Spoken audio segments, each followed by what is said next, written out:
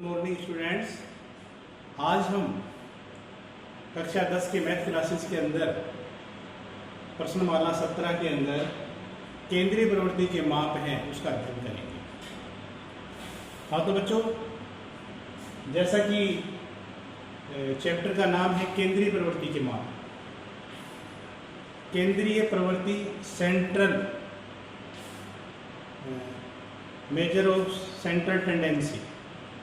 केंद्रीय प्रवृत्ति के माप से हमारा क्या मतलब है, इसको हम एक एग्जाम्पल के द्वारा समझेंगे। मान लीजिए किसी कक्षा के अंदर 5 बच्चों का एक गणित का टेस्ट लिया गया। उनमें से रोल नंबर 1 की 20 में से 15 नंबर, रोल नंबर 2 की 20 में से 17 नंबर, रोल नंबर 3 की 20 में से 13 नंबर, रोल नंबर 4 की 20 में से 18 नंबर, रोल नंबर 5 की 20 में से 12 नंबर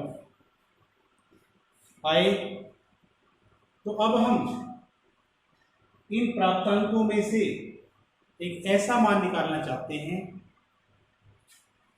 जिस मान के आसपास ये सारे नंबर हों। उस मान को हम केंद्रीय प्रवृत्ति का मान कहते हैं और ये मान इन सभी प्राप्तांकों का प्रतिनिधित्व करेगा। ये मान निकालने के लिए हम इसका औसत निकालते हैं।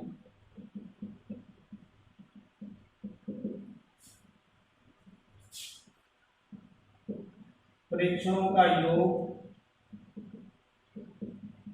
बटा प्रेक्षणों की संख्या।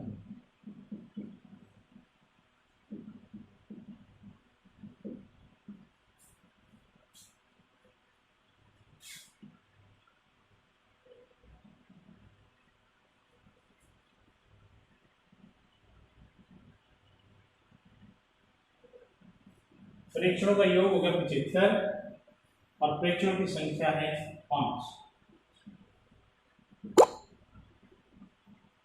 इस प्रकार इन प्राप्तांकों का जो केंद्रीय प्रवृत्ति का माप है वो 15 है। इस एग्जाम्पल से हमें स्पष्ट है कि केंद्रीय प्रवृत्ति का मान वो संख्या या वो मान होता है जिसके आसपास दिए गए सारे मानों का मूल्यांकन किया जाता है, जिसके आसपास दिए गए सारे के सारे प्रेक्षण होते हैं वो होते हैं। इस प्रकार केंद्रीय प्रवृत्ति के माप ज्ञात करने के लिए अध्याय 17 के अंदर हम बहुत सी विधियां यूज करते हैं। केंद्रीय प्रवृत्ति के माप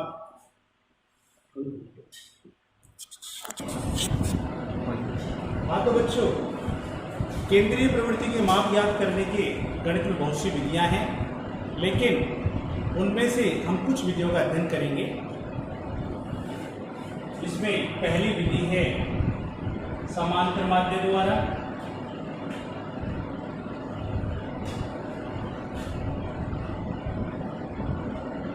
दूसरी विधि है माध्यक द्वारा। तीसरी विधि है बहुलक द्वारा।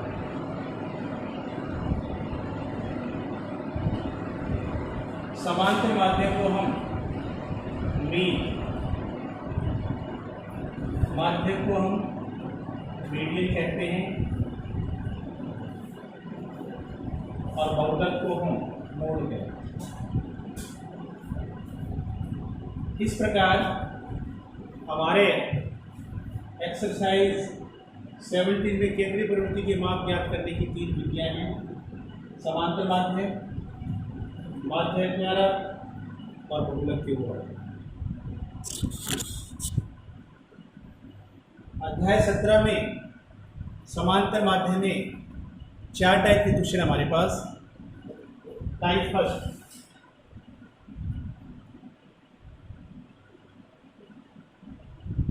जब केवल x दिया गया हो तो हम समांतर माध्य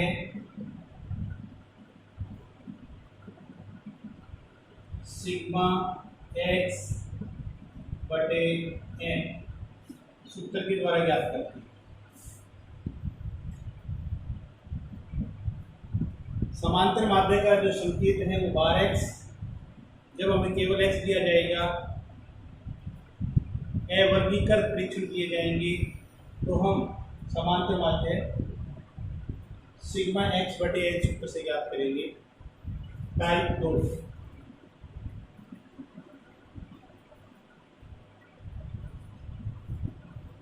जब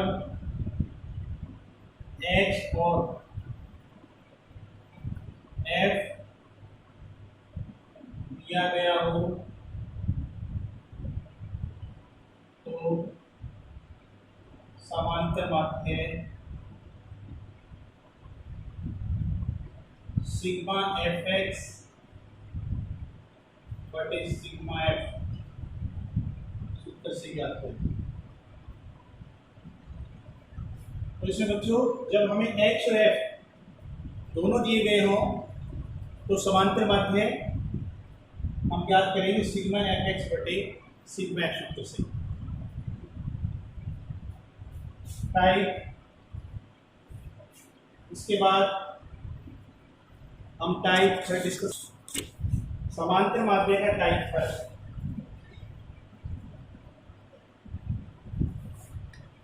जब हमें समांतर माध्य कल्पित माध्य की सहायता से ज्ञात करना हो तो हम निम्न सूत्र यूज करते हैं।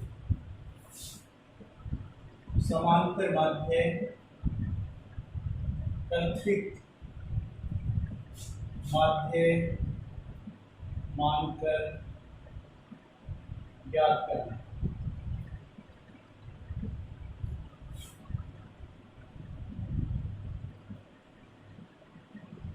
a प्लस सिग्मा f3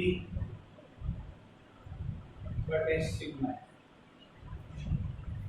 जब क्वेश्चन में हमें कल्पित माध्य मानकर समांतर माध्य ज्ञात करने के लिए कहा जाए तो हम इसके अंदर a प्लस सिग्मा f3 बटे सिग्मा f सूत्र से हम समांतर माध्य ज्ञात करते हैं। इसमें a कल्पित माध्य है,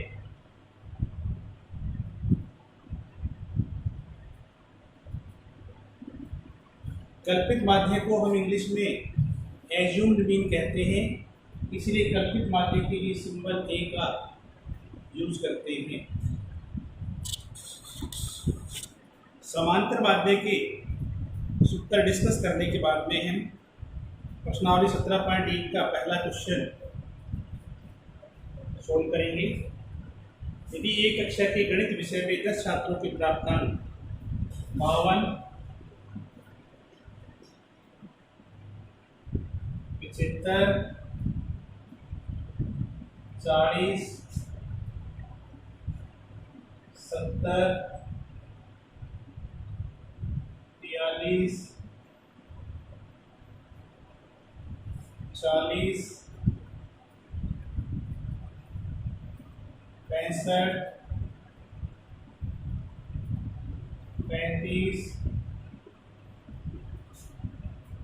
48,